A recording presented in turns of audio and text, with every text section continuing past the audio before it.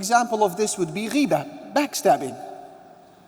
What many may not know, that backstabbing is a kabira. It is one of the major sins, without doubt, with huge ramifications. Yet because it is displayed and exhibited so much in our gatherings, the sting of it is taken away. So you may see people, for example, sat in a gathering and the honor of another Muslim is being defiled. No one will bat an eyelid. No one will condemn it. Yet, if in the same gathering someone was caught thieving, for example, it would be an outrage. Oh my God, this person stole! And everyone would be quick to condemn it. Yet here is the dichotomy, here is the irony.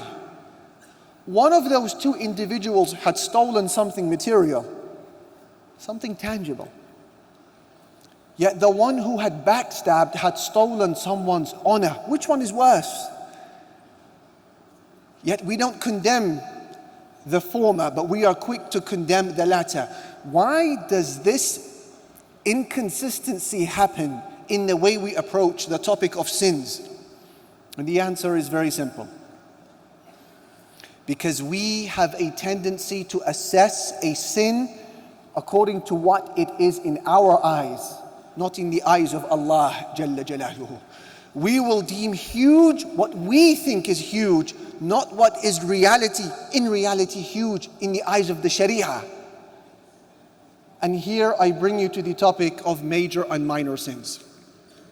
The scholars of Islam, they say, وَالذُّنُوبُ تَنْقَسِمُ إِلَى صَغَائِرُ وَكَبَائِرُ. Sins are divided into two categories: major sins and minor sins. وهذا بنص القرآن والسنة والإجماع وبالاعتبار. And we know this by way of Quran, Sunnah, consensus and logic. Major sins, minor sins. Now I am sure that you've come across a lecture or two, or even perhaps a long course about major sins. I don't want to be discussing this with you in these few minutes that I have with you this evening. I want to address some of the characteristics and features of what we call minor